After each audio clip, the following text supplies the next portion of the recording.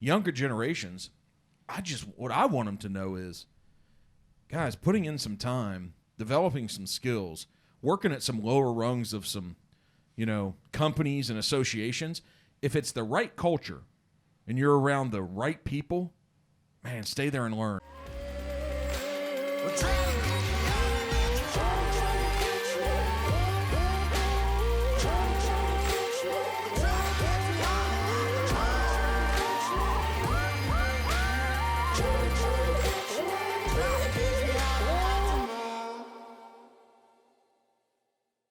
Hey, welcome, guys. So this is the Necessary Entrepreneur podcast room. We're sitting here back behind a pivot backdrop. We get this brand in this thing a little bit. But, hey, welcome back, Glenn Campbell. Hey, glad to be back, man. Is this version 3? Yeah, version 3. Version 3. What happened on 1 and 2 between you and Mike Boyd, the producer? I don't know. I think what we did? We talked about it. We said, hey, you did so good the first time. We're going to cut some of it out, act like it's a mess up, and then we're just going to bring it back because we just need more of you. I said, let's do it. Is this the piece of the selling ice to Eskimo thing? Mm-hmm. Exactly. Oh, yeah. Hey, Saul Wilburn, welcome.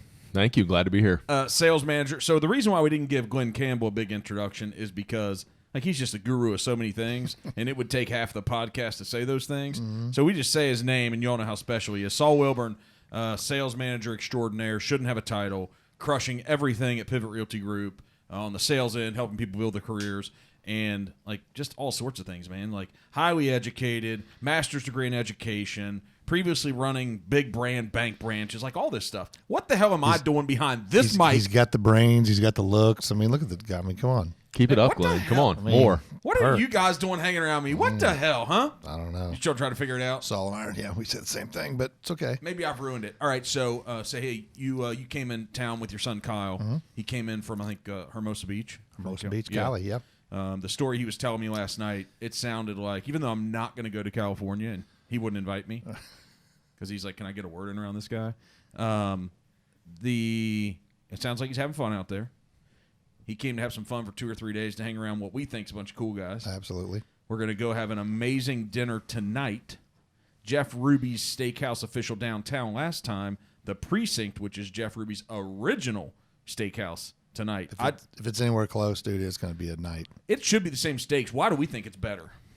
Something about that ambiance. Something about being in that historic old police station, right? How close is it to the original? We're down Columbia Parkway, so we're an extra probably 7-8 minutes. Gotcha. We're 10-12 minutes from here. We are actually tonight in the owner's room. I love that, baby. Love an owner's room. Huh? All right, so talk about the owner's room. The original owner of this entire group. We could call you dad, grandpa, mentor. I'm definitely the oldest one here. Okay. Right? So you belong in that room before any of us. I don't know. No. So the owner's room. So here's what we want to talk about. You have a tremendous history and respect that I give you from the culture that you built with Hat World Lids. You've accomplished so many things beyond that, and you do some funding of venture capital. You have a bunch of things happening now, right, back at home in Cape Girardeau through some investments. But you're kind of well known for this Hat World Lids thing. Mm-hmm. No doubt. And that culture, I had an opportunity for 5 or 6 years to be around it. It just so happens it's a weird room. We have a guy, Brett, in the background who had a part of it. Saul at the table worked with me in the market I was running back in the day. So that thing you created back in the day, this culture word is so hot these days. So I feel that you had a tremendous culture from, I explain it as a family. I explain it as just a really, really caring environment. So whatever that thing is, I want you to speak to the culture of the Hat World Lids piece, and was it intentional? And beyond it being intentional, did more evolve beyond what you thought it could be? Yeah, I think it is. Culture is a hot topic. It's a hot word. Everybody wants to believe that their company's got the culture. Any good company will tell you that's the secret sauce to being successful. I don't know that Scott and I started out with that intentional, we're going to build the best culture. All I know is when we came from Foot Locker, both of us, incredible company who had built a great culture, a team environment. Man, everybody you'd work 12 hours at your store, If somebody else was having an audit the next day, you'd go over their store and work with them till 1, 2, 3 in the morning. If somebody was having a visit by a DM, you'd go over and help somebody out. So you'd work your 9, 10 hours and you'd go work 6 somewhere else, and you never thought twice about it. And they do the same thing to you. And so that turned in the mid-90s, early to mid-90s, that turned. And so when Scott and I talked about starting a business, we said, whatever it is, it has got to be people first. Whatever it is, it's got to be people first. You know, we talked about Athlete's Foot, and then we talked about the hat deal. And so when you say people first, what's that mean? To me, we've talked about it a bunch of the last 24 hours. Servant leadership. You know, it's you above. I mean, the company above an individual, all the time. It's never about, because in life, I believe if you put other people first, somehow, some way, you find your way to success. You just do. And part of that is just other people then won't let you fail. And if you treat other people with that kind of respect, if you give them your time, then what happens is they won't fail, and they won't want to let you down. And that's what early on, that's what happened so many times. People be working 80, 90 hours, and they did it because of you, because you trusted me, you hired me, you gave me this responsibility, like you early on. Mm-hmm. They weren't going to let you down. And so when you build that kind of culture, you end up more times than not being successful. So the people first thing. So it's everyone else is first. So is it almost a mindset for every individual that everyone else is first? Like, is that an easy way to explain it as a culture when it's people first? Because how do you explain that to somebody that you just hire into that company and you explain the culture to them? When you say people first, what's that supposed to mean to them? Is it everyone else? Yeah, it's you do whatever you have to do. If somebody needs you to do something, regardless of what your job description is, we all get job descriptions. You're the front desk person. You're the CFO. You're the manager of the warehouse. Logistics, whatever. Whatever it was, it did not matter. When Christmas time came and inventory, all your money comes into inventory, comes in September, October, you got to get it out the door. You get it out the door for Black Friday. After Black Friday, stores are empty again. It's all hands on deck. So you know what? Buyers became pickers. Accountants became pickers. You did whatever you had to do. And so that mentality in a small company is easy. As you get bigger, you have to instill that into people, that whatever it takes, you do. And titles, yeah, you have to give titles. I mean, we do it, right? But at the end of the day, nobody cared about titles, and they never did. Which was to me, I was never the CEO. It was a coin flip between Scott and I. I lost. I was a COO. We didn't care. I mean, he managed IT and distribution. I managed the people side of it and buying.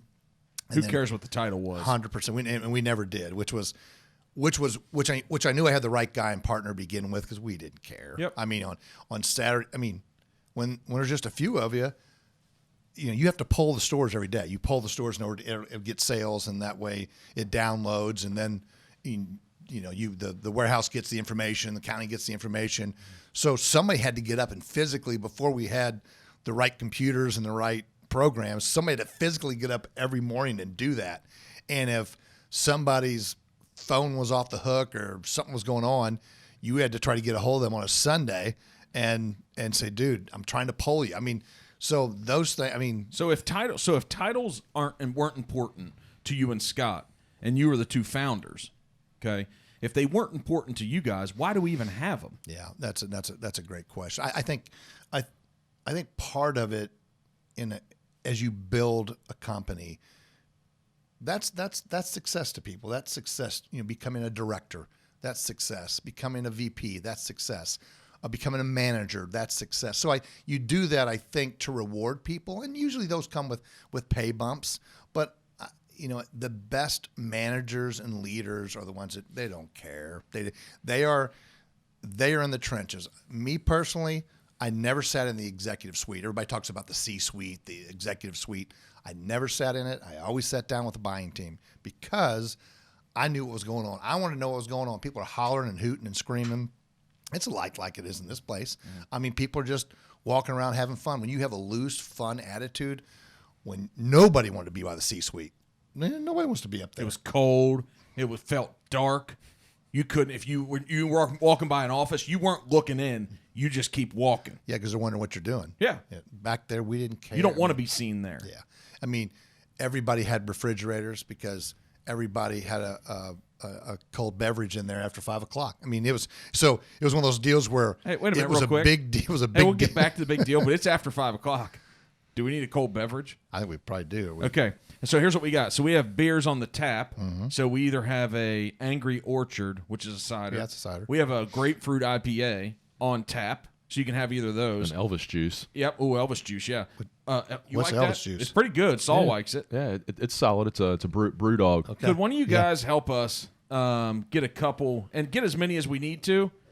And so they're going to go get us something. So I love it. Yep. So the refrigerators. Yeah. in, So right? it was sort of a when we bought you refrigerators, these are $89, $109 refrigerators. But when you got one for your office, yeah, That was the sign, that was right? like, yeah, that was. You're cool. Cool club. It was a big deal, and not that $100 was a big deal. Yeah. But you did that, and you filled it up with your own. And again, you had waters, you had sodas, but you had beer because nobody. 5 o'clock, you just started. I mean, even though you're in there at 8 o'clock. 5 o'clock, it just so. And at 5, if you're gonna stay past 5, I don't care what you do past 5. Once you have people coming in the office, representatives and different people coming in.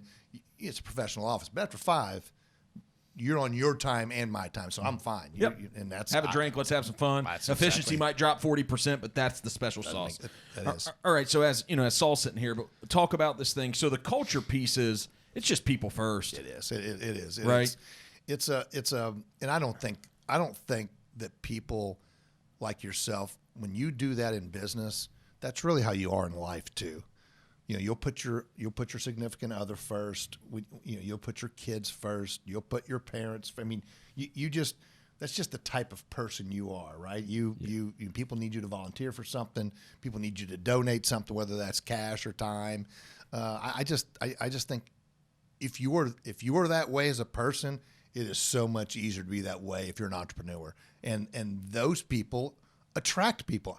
I want to be around people like you guys because we're like-minded. And I know if you need something, if I needed it, I could call you. If you needed it, I'll be there. Whatever that. Hey, your kid's selling Girl Scout cookies. Well, I knew who to call because they call me, and it's sort of the circle of life, right? Yeah. So, I mean, and I think that's part of it. Like with this culture thing, one of the ways that you know that it's real and it's not just talk is that you don't really even have to tell people that this is what your culture is. Like they can get in the middle of it, and then they see it. They see other people helping other people without even being asked, or when it doesn't benefit them, because they know they can count on the other person. Right. You know? Right. Well, and I follow your internal feed. I think Mark, maybe you set me up with it or something. Just Pivot to show Power Group on right. Facebook. So, and that's an internal feed that nobody outside the company public sees, doesn't right? see it, right. And it's kind of fun because I see it and I go, dude, you got people on there. I can't remember who said what, but hey, you know what? Anybody know a plumber?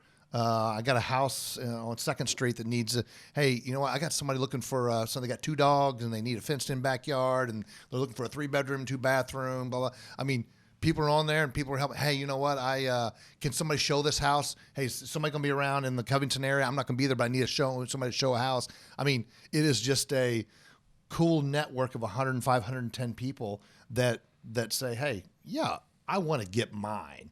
But I also want to watch you get yours, and if I help you get yours, you're going to help me get mine, and rising tide floats all boats. And that's what I see this in the short time I've been around, 7 or 8 months. Yeah. And again, it reminds me a lot of what we built back in the day. Whole different business, what we talked about, whole different business model. You can help people build wealth that they just couldn't see anywhere else. You won't see it in retail. What we did is give people first-time jobs and some opportunities. Hey, beers are here. Oh, First-time jobs and opportunities will get it. So these are for these two guys. Love it. I hope they don't bring me one. And what are these, Elvis? This Elvis juice. Saul loves this. Some Elvis juice. Look Yeah, at it's that. delicious. Hey, this Oh, is dude, your that's a full pour. incredible son. I love it. Kyle Campbell. Yep. Delivering Thanks, here. brother. Yeah, man. So, Saul, you guys cheers it up. Oh, no. I brought you one too, Oh, dude. no. Are you a beer drinker? No, but I guess I'm going to be now. Who has the Miller Lite? Oh, cider? Yeah. Hell yeah! Look at these guys. That is a lot of Angry Orchard. You know, that's perfect though. Angry new. Look at this. Look at what's happening here. Hey, Boyd, you gonna have something too? Oh, we're getting real here today. Oh yeah, let's do it. It is a good thing it's after 5. Yeah, it is. It's 5:44. Hey, we have that incredible dinner at 7:30, so we're here at 7. We got to pick up Jeff. He's going to go with us, so I got to pick him up in Newport. You'll be able to see the house I'm rehabbing. Bro, we'll love it. Yeah. So, sorry, what were we on? I said I was going to remind us. Something about people, something about amazing things, something about great companies. Talking about it was a different type of business, how we can change Yeah, people's. yeah. So in retail. Yeah, it was just a different, so many people came into our company as their first jobs. Hey, cheers. Yep, cheers. I don't know if you guys. Yep. Oh. Thanks for having me. Oh. It's a good opportunity for us to make sure we got to eat the mic, right, Boyd? Okay. Eat it, baby. You can move that thing around too. I love it. So I like the it right retail environment it just wasn't such that you guys could change our lives from a financial wealth standpoint. Just wasn't that model. Right. Now, you gave us jobs and I just think what came out of it was giving us this opportunity to be around a culture, a people first thing. I agree. Right? That then is kind of a waterfall down to so many other people. And you have, if we had 10,000 employees, you had, the district managers were making, 60 to 100. Not back then, but you look at it now. You look at auditors. You look at buyers. You had buyers making 45 to whatever if you were a director. I mean, so there was a handful. And again, that probably wasn't when you were there. It was after the Lids acquisition is when things really. Because I think before the Lids acquisition, hell, I even went with the Lids acquisition. I wasn't making it. I think what you guys might have done, you might have actually. Before we had an HR department, you might have actually had us apply for unemployment, food stamps, perfect, while we were also working. It was I think that may have happened. Is that illegal? Well, I don't know what it's called, but I think that Mike, can you look that up? Is there like a statute of limitations on me getting arrested for I don't think so. issues like that? That really didn't happen. However, we weren't making any money. No. And so if we took something from it, and it's the connection of people, I've realized that in life that you never know where these future relationships and these tentacles are going to go. So Saul and I met there. We talked about it today. Whatever the scenario was, I hired him to come work at a Hat World or a Lids. Mm-hmm. Right? Yep. I think it was Kenwood. Was that the first store you ran? It was, yeah. It was Kenwood Town Center. To be the manager. I got so we're sitting here today, 20 years later, with him in this substantial position, now able to financially change his life. Right. So I just think maybe it's not even about millennials or anything, but younger generations, what I want them to know is, guys, putting in some time, developing some skills, working at some lower rungs of some, companies and associations, if it's the right culture and you're around the right people, man, stay there and learn. I gave it 5 or 6 years with you guys. Yep. Right? And so that was obviously essential in development of being around that type of an environment. And sometimes it's about taking a risk too, right? Like I remember when I was in high school when I was working at a sporting goods store inside one of the malls that one of the first stores opened up in Northgate Mall. And I remember when that Hat World was opening, I remember how all of us thought you guys were crazy. Yeah. Now, what do we know? We were 16, 17-year-old kids, and you guys knew what you were doing. You were taking a risk, though. You were trying something that nobody else had really tried. Hey, if I heard people walk by hats only, they'll be out of business in a month. Yeah, you gave us jobs where you allow people to insult us. Yeah, we did. They did. Right? There's no doubt they You're selling hats? Yeah, come on in and buy one. Yeah, it was all the time. Yeah. So we'll lead this into, there's an interesting topic. There's that book out there called Good to Great. Mm-hmm. A lot of people quote that. I haven't read it in a long time. But then you hear this term about great, and that's thrown around way too often. However, let's go there. What makes a company truly great? Well, I'll give you my thoughts there, but I tell young people, I love seeing people get into the service industry. That could be a bartender, that could be a waiter or waitress, some sort of service entry job. Not that those are all entry level, but they sort of are, or even retail. I love those people. Number one, you're around people. If you're going to make a little money, whether it be tips or if you're a bartender or if you're retail, you're going to sell something. You've got to have a personality to get around people. Those people, I love being around because those are the people that, I mean, for you guys, those are people I would look at. And I think it was Aaron today talked about he looks in the retail sector when he recruits because those people have to be able to, if they had any sort of success in retail or in the service industry, they have to be people. And that's sort of where it starts with at least real estate, right? Okay, yeah. Yeah, So and I mean, especially when you're looking at retail or the service industry, you're getting to see people on like good days and bad days. You're getting to see people when they're really excited, and then also you're getting to see it when they're pissed off. And they problem solve. Yep. Right. And on the fly. I don't like my soup. It's the wrong one. I don't like whatever. I mean, Yeah, my jeans have a hole in it. Take them back. Exactly. These shoes got a hole in them. That's right. So what do we do? So to get to this point about great companies, okay? So what makes a great company? Not just some great people and service people. It's about the people, but what makes that? So we talked about culture, but just because you have a good culture doesn't necessarily mean your company's going to be great. It could just be good, right?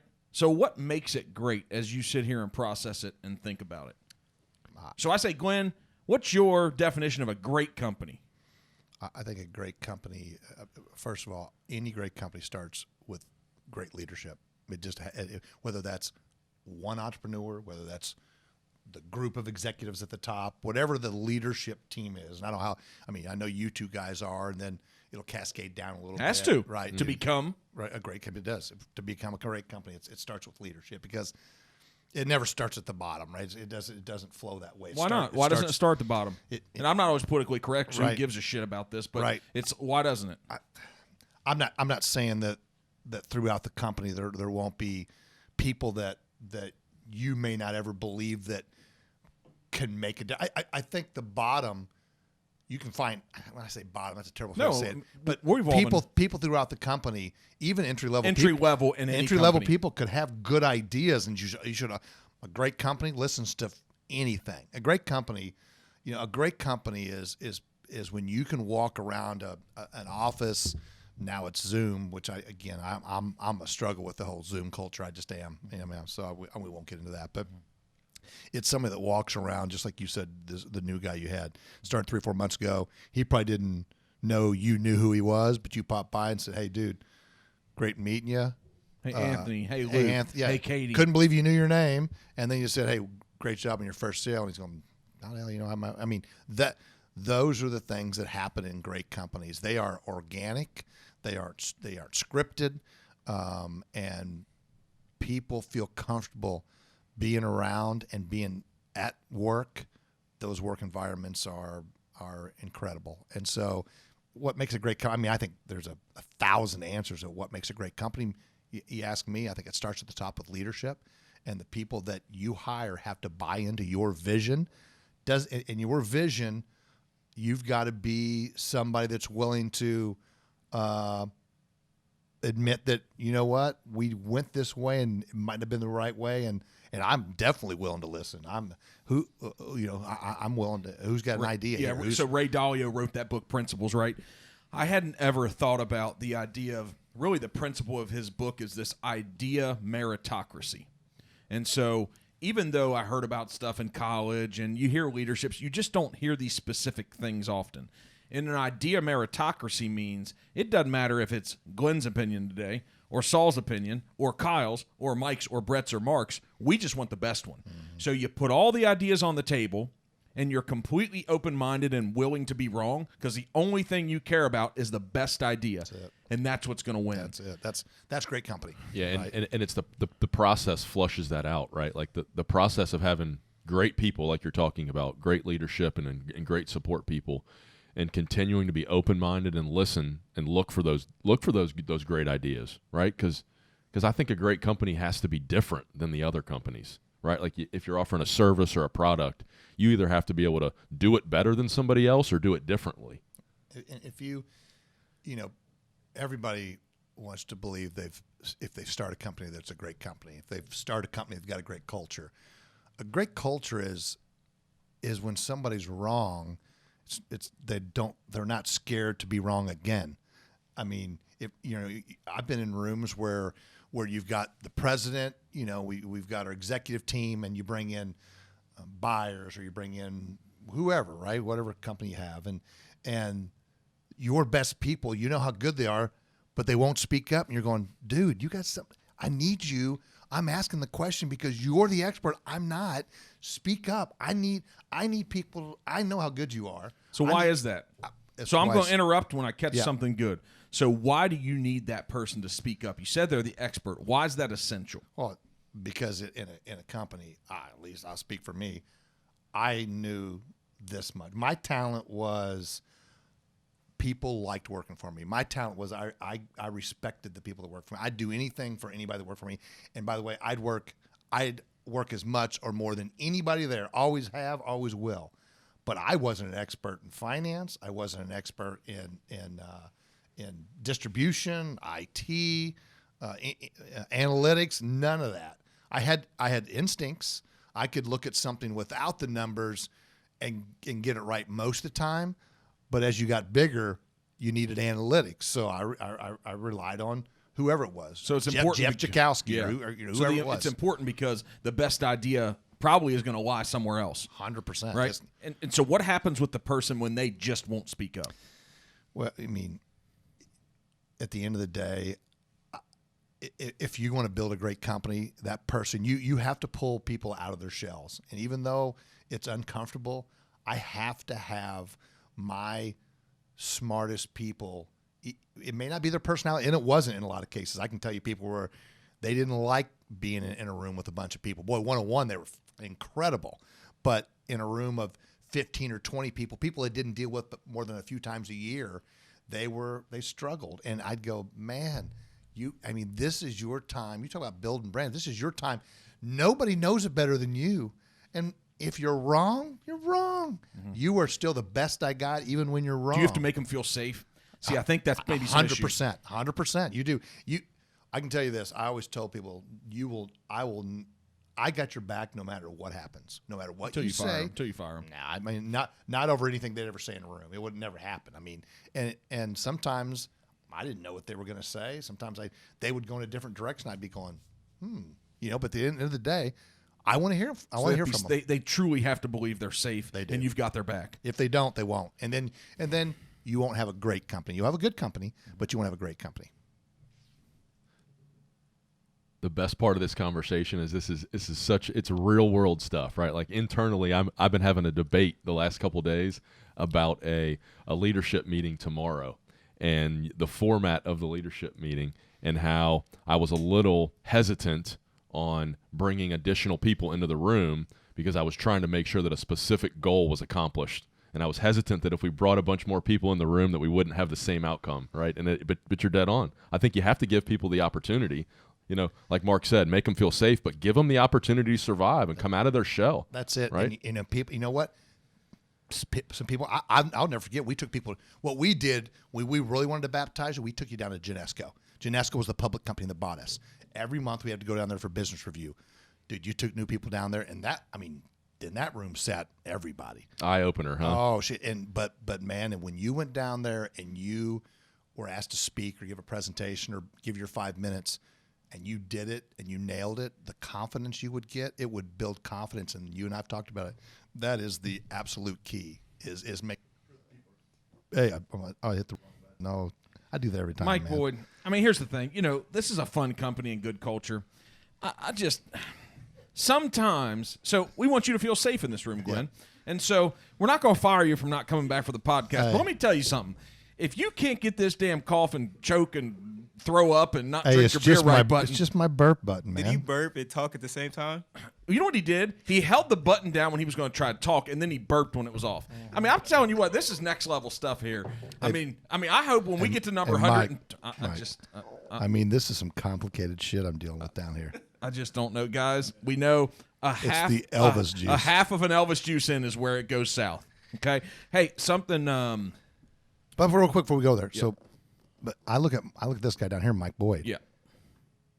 He's a guy that is uber talented. To me, the sky's the limit. He just got to come out of his shell. I mean, I can see that, and I haven't been around him much. I can see it. Well, he's about. Hey, Boyd, can I go here and talk a little deeper, or leave it alone? I'm serious. Go ahead. About how to get somebody out of their shell. Okay, how the hell do you do it? So you're with Mike Boyd, you're sitting here with Mark and Saul, and you're helping people do that. Do you have to let some of that evolve, put them in the right situation? Do you have to check what happens? I think you continue to put him in situations like that. You know, again, he's a producer of a podcast. So, I mean, that's And working my transactions. and that's it. right. Hey, Involved so with my he's clients. He's involved at the highest level. And nobody deals with you any more than he does, or Saul. All right, so these two guys, and so he's got access to you guys that other people. They don't have or wish they did have. They don't right? have access right. now. And they It's don't. just true. And so, Or depending on their perspective, maybe they don't wish they had that's it. right. That's right. But I mean, you just got to keep people like Mike that you know have the talent. You just keep putting them in those situations. You keep putting them in meetings. You keep putting them in front of people. You keep taking them to lunches. You keep inviting them into lunches. And you say, hey, you know, today, Mike, we're going to talk about X, and I want you to. I'm going to have you present it, man, because you've been working on this deal or whatever. I mean, again, I don't know what you're talking about, but whatever it is, I think. And again, I had a lot of people like that. And what you'll see, there will be a day, and I can already tell from the last time I was here, the more confidence Mike gets from being around people like that, all of a sudden, then you've got a superstar. And sometimes it takes a little longer for other people to get that. And there's some people, and again, I'm not going to mention any names at Lids, but there's some people that just never did. And doesn't mean we didn't let them go. They were great employees, but you just couldn't get them to that next level because they could not. They just couldn't get comfortable in front of people, and sometimes, you know. So we'll come back to the confidence piece. But, you know, what I'm really worried about is, you know, you say Mike's continued development. I'm really worried about exposing them to people like you and the development taking longer. Like, that's the biggest thing I'm really concerned about. Yeah. And so we'll try to limit this today, not let it go too long, because we saw about 3 minutes ago what's happening here. So, Mike. I'm sorry, right? You know, he came back to my side a little bit more. What? I know. Said you see what I got to do I with do. it? That's hey, why. No, before we jumped on the podcast, the last time we went LeBron Jordan, what did he just tell you? He's like, I'm still Jordan. And we don't need to go there because I don't want to rehash making you guys look bad on why Jordan, but he went there. I don't know that he said still as in about every time LeBron plays, he knocks another record down. So, I mean, I'm telling you, when LeBron wins this year and I win that $100, I'm going to come back here and you have to pay me on the podcast. Is there anything that we can do? Like, I don't know if you guys saw that flop that he had 3 weeks ago. I don't want to really go down this too far, but there were some high-level podcasters, sports analysis.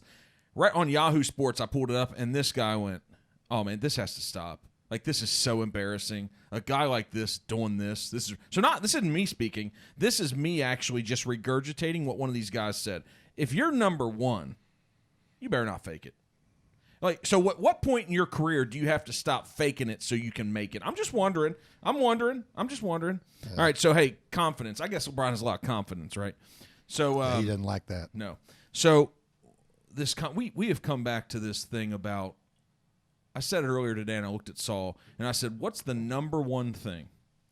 If I could take a syringe and I could inject one characteristic, if I could give one little extra dose of something with all of these people that become real estate agents and they come here and have faith in us to build these careers, if there's one thing I could give them, I'd give them an extra large dose and shot of confidence. And so what we're searching for are golden chalice is, what's the best way for us to help people build this? What is it? What is it? So if they come to us with a little bit of confidence, with more confidence, or we see they need more instilled, what the hell can we do for Pivot University? I think a shot of Fireball before you start every day maybe would be that'd give you a little confidence. I mean, put that in the golden chalice. Yeah, I mean if that's in the chalice, that'd be one way I think to do it. You know, I don't know. We were talking with Aaron a while ago about, you know, Aaron's a career development recruiter. Your career developer, recruiter. Been here, 3.5 years. We've been with you guys. I think, you know, I believe that this is the closest, this industry, this career path is the closest thing to being an entrepreneur. And we talked about it without having to put your money on the line, without having to put your savings on the line, without having to risk it all. I've risked it all. You've risked it all. A lot of people have done it. But this is perfect for somebody that always wanted to be an entrepreneur and build that brand, which is yourself, alongside the company that you're with, Pivot Realty. There's not another opportunity that I can think of where you can get this close to being an entrepreneur. You are an entrepreneur, but you're not Entrepreneurial. Oh, exactly, and it's close, right? Yep. You're close And close enough. and so, I mean, to me, that's how I haven't been around your new, you got 8 new agents. I haven't been around Every month. how you onboard them and what you do. But to me, if I was looking at them, I'm saying, I don't know what you've done before. And I guess I would if I knew their, if I had their background, once you hired them and stuff, but I'd look at them and say, this may be the best opportunity you will ever have to run your own business. Now, the great thing is we have everything behind the scenes to make you successful. The only thing we don't have is you. And you can be $100,000 person, 200,000, 300,000, 500,000. You can do it solo. You can do it as a pair. You can do it as a team. But you got a chance to build a brand and a business and change your entire life, your family's life. I mean, without any risk. The only risk you have is your time. And if you give me that time for the next 2, 3, 4, 5 years, I will make you $100,000 plus. Could be way more than that. That's what I can guarantee you. Again, I'm 55. I'm old. I've been through the ringer. I find it hard to believe that people won't take that risk. I find it hard to believe. That's why you will find enough people eventually. You keep beating the drum. You will find enough people because that resonates. It does. Yeah. So, Saul, you want to take this? I don't think the problem is finding enough people that want to change their life. I don't think that's the problem, because we are going to build this to thousands of agents strong and representing tens of thousands of clients every year. But I want to do it at a much higher average transaction per agent per unit, because I know that changes people's lives. And so this confidence piece it's a lack of belief in themselves at some level to just go out and crush it regardless of what people think. Yeah, it starts there, right? So like this business has it has a way of stripping people down, right? It has a way of knocking them down, because it is different and more complicated than a lot of the other things that people have done in their past. So when that happens, it rattles your confidence that you did have when you walked into it, right? So one of the keys is like just for people not to forget that like you weren't born yesterday. You're like, even though you just got your real estate license 3 months ago, you didn't just start developing life experiences, right? Like you can't forget the things that allowed you to get to where you were. Just because you haven't walked down the exact path doesn't mean that you don't know how to walk, right? And if people can just believe in themselves long enough, they'll get the experience that they're looking for, and then they'll have not fake confidence. They'll have real confidence, because it'll be based on experience. It'll be based on results. It'll be based on helping other people. When I look at what you guys have here, and I'm looking at any other firm, but when you have people that have been here a year selling, what they're doing, they're Some big money people already. 100%. And so you've got a good mix of people that have been in the business a little while that are successful from different walks of life. You've got people that have been in the business a short time and that are successful. So if all of the new people, or all of the people that even if they're not new, maybe they're struggling in some way, or they're not quite where they need to be after a year, or they don't feel where they're hitting their goals, if they will continue to walk into people's offices, take people to lunch that have been successful, whether you may have somebody that's been here 2 years doing okay, you got somebody that's been here 6 months just killing it. The first thing I would recommend, the first thing I would tell somebody is, go sit with Saul, man. Go sit with Saul. He got in this business 6 months ago. The dude's going to make $100,000, 9 months into this thing. Go find out why, because I'm telling you, the why will be different.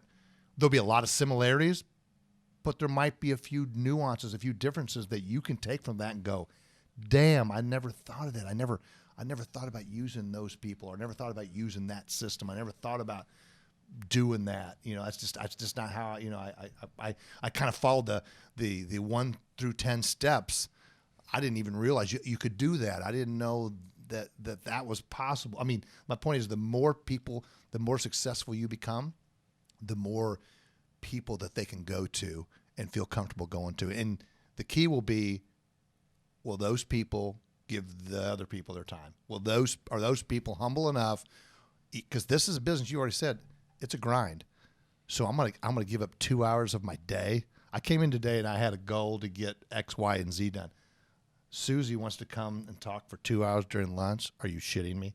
I mean, if your people, if you find the right people, the people you're looking for, if they have that pivot attitude, then you will have, those people will have success faster. Because I think that's the only way to take people that are either newer or struggling a little bit. Just find somebody that hadn't been here all that long, and then on the other hand, find people that have been here that long. So you've what do you think it is, Glenn, about people who are struggling connecting with people who haven't been doing it that long? Why do you think that's a tool? I just think they can see them. If somebody's been here, I can't remember the young lady's name we talked about today. Christina. She's been here a short time, doing very well. She's going to have an office or something, right? 6 months. 6 months. She's going to have a private office by March. So she'll go from being a brand new licensed agent to having a private office, which is the top level of commission earning to achieve things in the company. After this, if she continues, there's no guarantee, Christina, if you're listening, you have to continue to press it down and come in every day and lay it down and achieve and grind. But yeah, no vacations yet. None. But if she does this for 3 years, it's going to be stratosphere stuff versus just like getting into the air off from, jumping in a normal little plane. So the more of those people you have. But she's not. Listen, Christina, we love you, but there's no guarantee she's going to be a person to pay it forward. You never know that. And I hope everyone does. And I don't know that. I'm just telling you, if she is, or he is, or whoever those people are, I've always said, you want to find out how. If you see somebody successful, go find out what makes them successful. So what was your question, Saul? Keep going on that.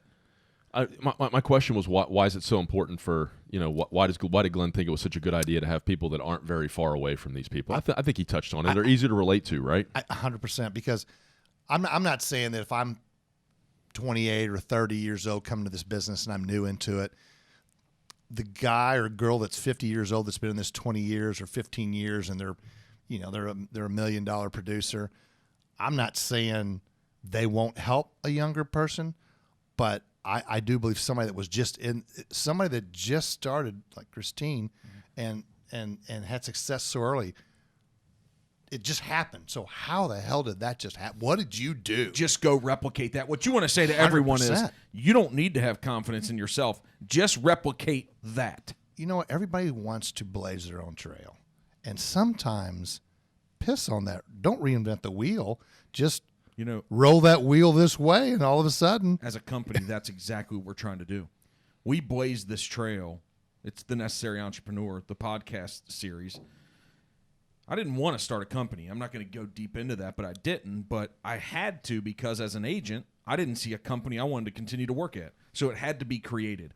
But we are blazing this trail to lay down this path, to be an example of what's possible to gain financial independence and change your life. And so, but still, think about your past with your company.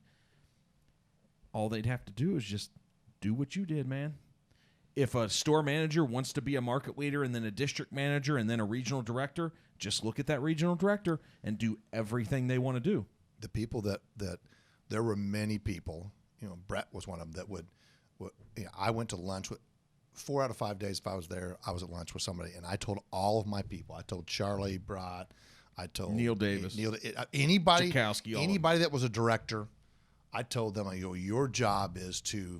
If I saw them going to lunch with the same people every day, I go, break the club. What are you doing? I go, do you know how you have to eat every day? Every day you have to eat. So there's a 30 minutes or a half an hour you're going to take out of the day. Do me a favor, make it count. Take somebody to lunch. Go downstairs to the cafeteria and sit with somebody that you normally wouldn't sit with.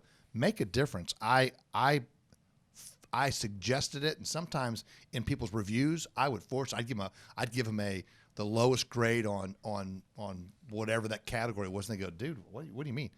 Well, shit, you're going to lunch with the same person. You go to lunch with Brett every day. Big deal. I know you like Brett, and I know you guys are buddies, but at the end of the day, there's 50 other people that could use your knowledge. I said, I even want it to be out of your department. I want you to go find out what the Susie in accounting is doing. What's that do? What's that do? What you're talking about? It's to me, it's so it's a director trying to mentor, trying to rub off, trying to 100%. I would almost say even in this building, I'd say, you suggest that, donuts at 9 or cocktails at 5, something to where your best performers seek out those folks that are new. Your best performers take those people to lunch, and so to me, I just believe that Christine, I don't know her at all. Christina. I'm sorry. Christina Castle. Christina Castle, Miss Castle. We're just doing a lot of name dropping today. Yeah. My point is, I hear, and again, Christine, I'm sorry. I just heard your She'll name. be happy about it, I think. And so. Go buy a house from her if you're listening to this. And so at the end of the day, I would look at Christina, whether she wants to or not, and just say, here's the deal. You've been successful in a short time.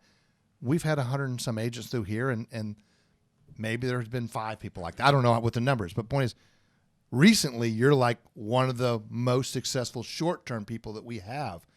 I'm asking you, if you would, the crop of rookies that are coming in, I would ask over the next month, there's 8 of them, I would ask that you just spend a half an hour with each of them. Maybe that's a lunch, and maybe it's a cup of coffee, maybe it's a beer, I don't know if she drinks, whatever, iced tea, whatever it is. I would ask her to do that, and I wouldn't it would be her. It would be the next person that you maybe they're as high as a producer, but you see something in somebody, and you go, I am going to go to that person. I'm going to say, hey, I need you for the new crop, because you guys are bringing 8 to 10 new people in here a month. Every month. And so it can't just be Saul, can't be just Mark, can't be just Aaron. Coaches. It can't be just them. It's got to be the other people that are in the grind every single day. You talk about how tough this is.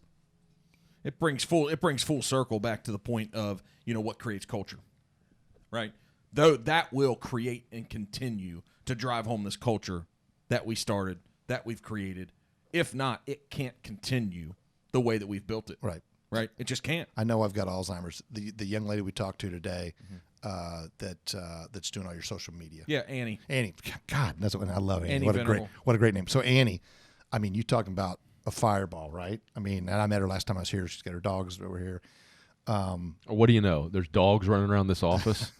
Wow. Yeah, I love it. I think we've become half kennel, half real estate. Well, that's cool. I mean, do you guys groom? I mean, somebody could. Boy, we could make some money on a grooming service here, dude. Oh, if you set up one of those portable grooming setups right in the reception area, yeah. Dude, you got to have somebody come. They give you a cut of that. I'll take a cut of that. We'll be good. I'll stick with real estate, but I appreciate the offer. I really appreciate it. So Annie. But again, you look at just. I mean, talking to her today for 10 minutes. Are you kidding me? I mean, it got me fired up. I'm not even a real estate agent. I want to go get my license, and I want to sit with her. The cool thing about her is that she will look at somebody. You can tell somebody how hard it is, Saul. This is a bitch. And Mark can say it every time he gets up in front of the whole company and say, this is a grind. It's hard. It's this. But when Annie, who does it day in and day out, who just did it, who just had 9 closings last week or had the client from hell, when she tells that story in the moment to these people, then it becomes real, and they need to hear that stuff. And then she goes, but you know what else happened? This happened, and that, and then so she'll paint the real negative pictures, but she'll paint the real positive picture. That is such a real. That is something I think people need to feel and need to hear. And you've got these people. You're gonna keep building. You have 150 and 200 and 300. We're gonna wake up to 500. But you have an automatic teaching. Do you feel school here if you use it? Do you feel the system just starting to churn? Oh no, there's no doubt. I mean, right. but it's only going to get that big and successful if everybody continues to pay it forward. And not everybody, you hit it on the head. Not everybody is a pay it forward. They can still be part of this company and culture, but you hire them because you think they're that person. not everybody is going to be that, right? Yeah, you're right. And you know, a while back we started this really cool program inside our company, this coaching program, and one of the 4 agents who stepped up and wanted to pay it forward. Like we asked all the coaches to commit to their why as to why they wanted to step up and do something like this. And this person I'm talking about, this coach, he spoke up and said his why was because, well, when I got into the business, speaking of him, he said, this is what you guys did for me informally. So like, I just want to do it for other people because it's set me up to be where I am. So like, man, I'm gonna help other people. If your group, and I bet you a lot of them already know that, but if a lot of those people just give a little bit of time to those new people, the learning curve will be so much shorter for those people. And I think when Christina, if she does do that, if she's that type of person and she makes a difference and she watches somebody sort of the light come on and their curve is all of a sudden after 3 months, they're ahead of where most people are, or after 6 months. And it feels good, doesn't it? Absolutely. When you see that success, even you as a person, she's a new agent or a year into this thing, it's going to do something to her. And that's the culture you build. And then somebody sees what she did for Susie, and then all of a sudden, I want to do that for somebody. You know how I'm sitting here and I know this is special? Because I had 0 direct engagement with anything she's become, me personally. Thank God. So, I was going to have a good moment.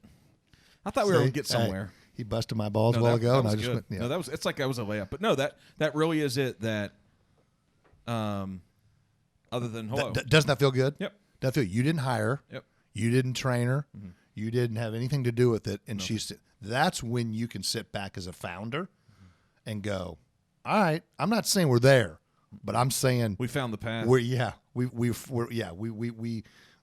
are headed in the right direction. Yep. So this thing we've built now, we have to. If we think we could go to 500 on our own here in Cincinnati, like we could dominate this marketplace with what we've built. Me and Saul stay here, our focus and all that. But if we think we're good enough, don't be scared, Cincy.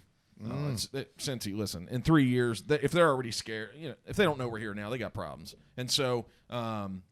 We're already here. We ain't coming for them. We're here, and we're going to dominate. But the challenge is that my next challenge is, can we really pull this off in marketplaces of FARC? Because we're going to go at it.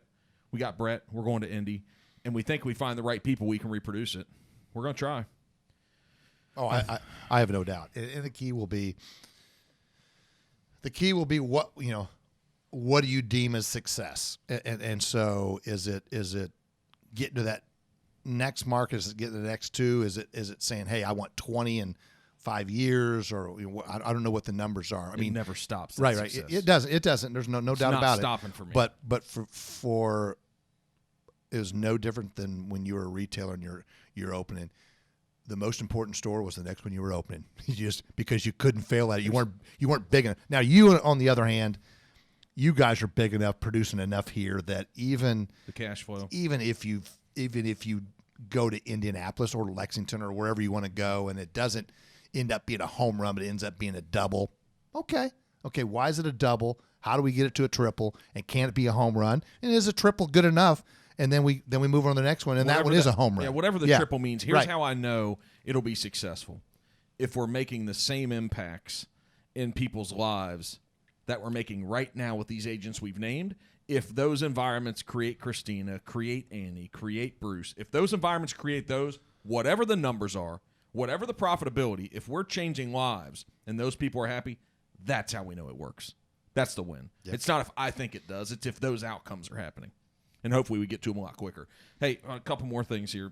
We got to get to dinner here soon. What time at is it? 6:30. So we got to get out here in 20 or 30 minutes. But so there's one more thing that I hear this consistent theme of that's really tough for people to overcome is that, hey, Andrew's here too. He's going to pop in the wonderful, oh, hey, there he is. What's up, Andrew? Are we on camera? Well, no, you're just on audio. Okay. So we're on camera. We should have guys like you on camera. But so this. To be handsome.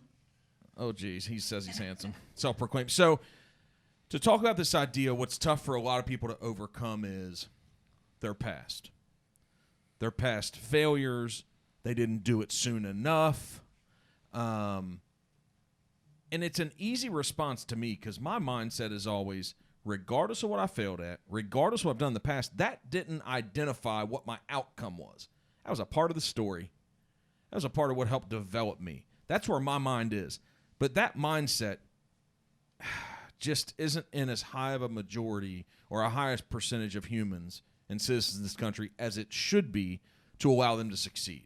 Yeah, but I mean, your mindset's all about growth. It's all about pushing forward more.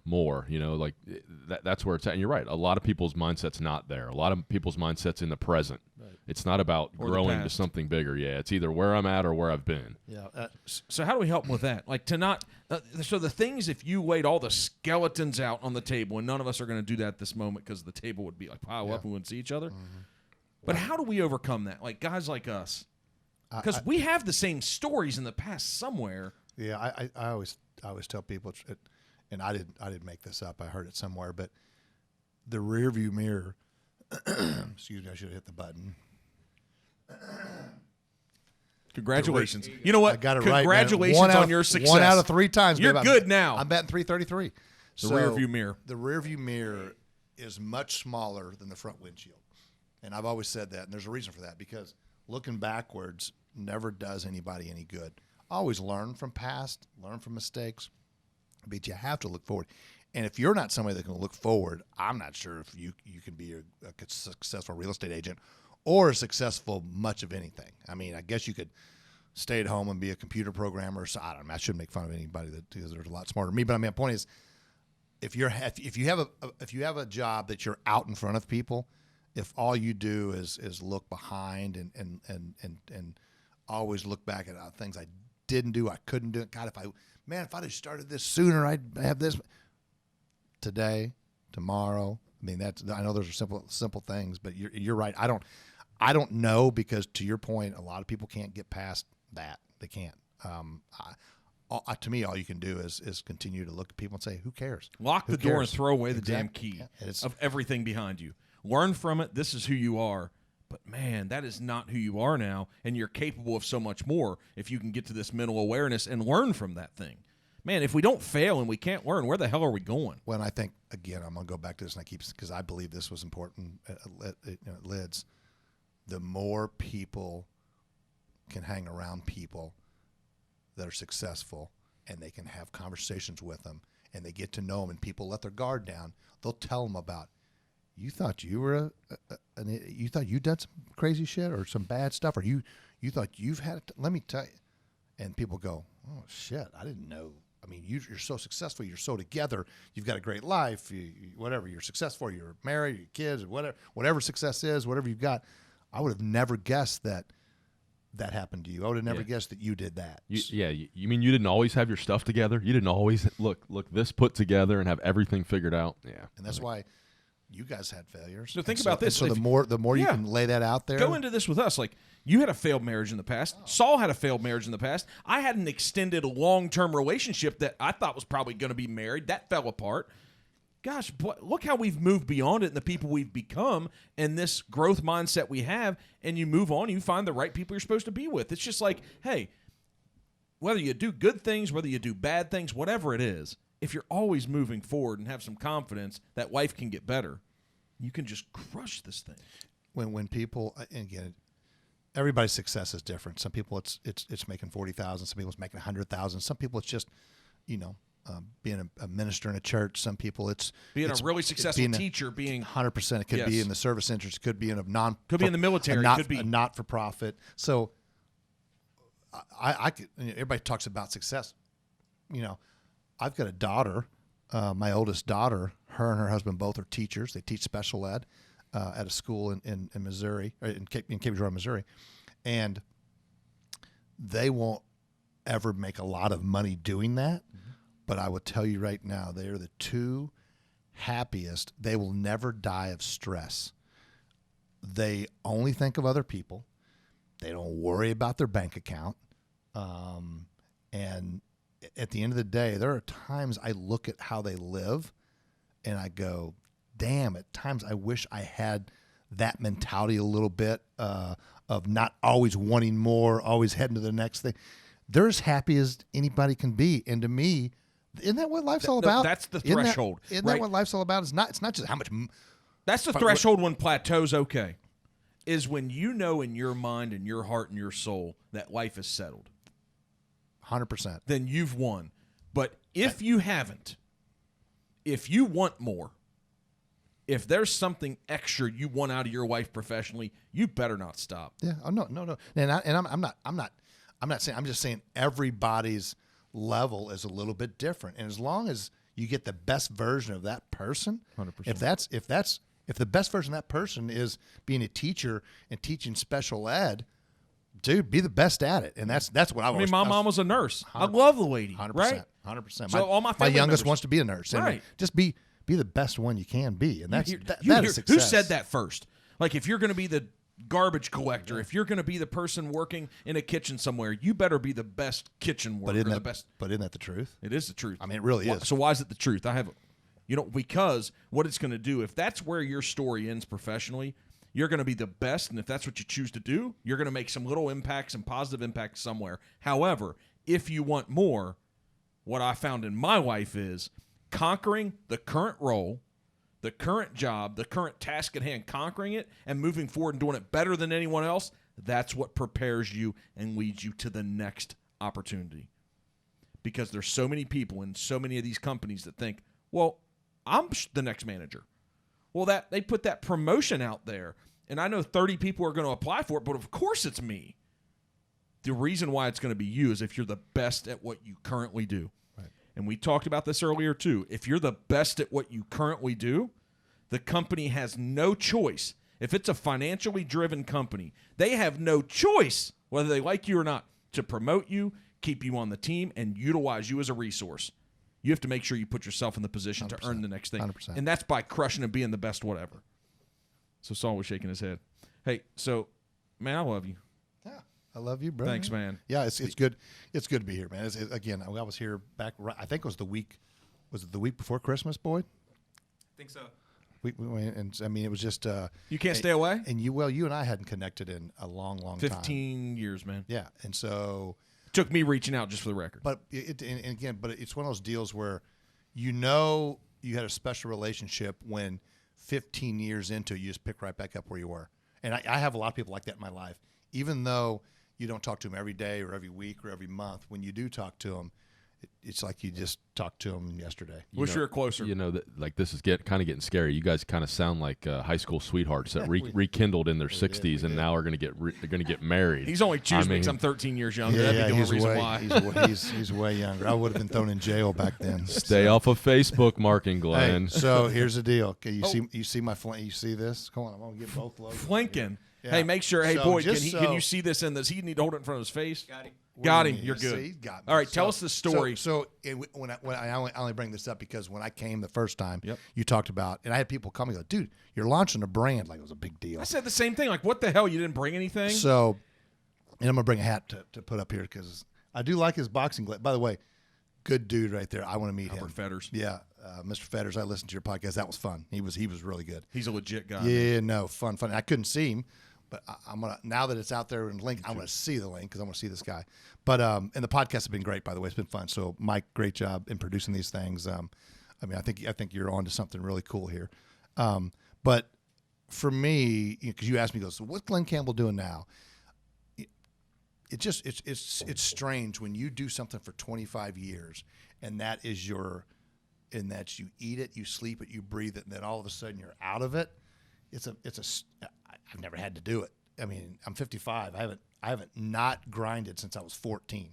So for 41 years I grinded, and all of a sudden you have a year where, and it was an odd year because COVID hit. So a lot of people that used to grind all of a sudden couldn't grind. They couldn't travel. They couldn't do what they used to do. And so, but for me, this Flinken deal, it was fun. We're floating and we're drinking, right? So we're at Kentucky Lake. A bunch of my buddies, we always would go there all the time, right? So everybody would talk about, hey man, what time are we going Flinken? Well, let's load the coolers up. Everybody, grab some breakfast. Boat's leaving at 11. We're going to meet in Sugar Cove and we're going to flink. It was just it was kind of the short term. So we're out there, we're flinking one day, and I said, maybe cool to trademark this thing. And I've been in the business for a while. I mean, let's trade. So I trademarked the term, and so got product. I got a website launching sometime early April. And again, you talking about bootstrapping this. I'm just having some fun with it, right? I'm gonna love to see how you but got to it's- work hard again to bust your ass for this Tell you brand. what's fun is, building a website. Never done it. I mean, I've got a guy out of Tampa. His name is Rustin. Great guy. I found him through somebody. He's an artist. He's a designer. This guy's uber talented, but he's got a day job. He's a teacher and he does some other stuff. So this guy's got 2 other jobs. His wife's got a job. He's got 3 kids. When he and I, we FaceTime or we Zoom, his 3-year-old's climbing up on his lap. But this guy's calling me at 10:30 at So night. Flinken, we're not going to get off on one of these stories. We'll go forever. You got to get Come on, back to dude. you got to get back to this brand. Well, again, this brand so is Flinken. come out, so floating and turn it drinking. around so they see the logo again. So again, the deal is, I'm going to come out there with hats. I'm going to come out there with T-shirts, gear. Where will they be able to get this? On Flinken.com. Flinken.com. Yeah, in about, I'd say 3 or 4 or 5 weeks. So I don't hold want it to time myself Hold it up down. one more time. So that logo is pretty cool. So it is an inner tube on top. Yep. And on the bottom's a cap, Bottle a beer cap, bottle yep, cap, yep. and then Flinken in the middle. Yeah, exactly. It always takes one guy like you to ruin a good friend story, and here's why. You trademark something y'all been talking about forever, and they're like, let's go Flinken. Yep. And every time you go to the Sugar Cove and you're like, let's go Flinken, they're changing the name. They're going to call it something else Yeah, now. no, they're going because you went and they're made millions off They're of this going, stuff. dude.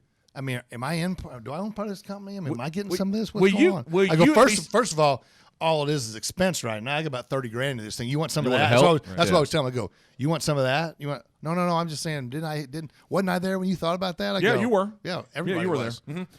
So you at least have to buy the gas Yeah, for the boats that's once right. this thing's crushing. Well, the thing about this, and this is what, who knows, right? I mean, when you started selling hats, who knew, right?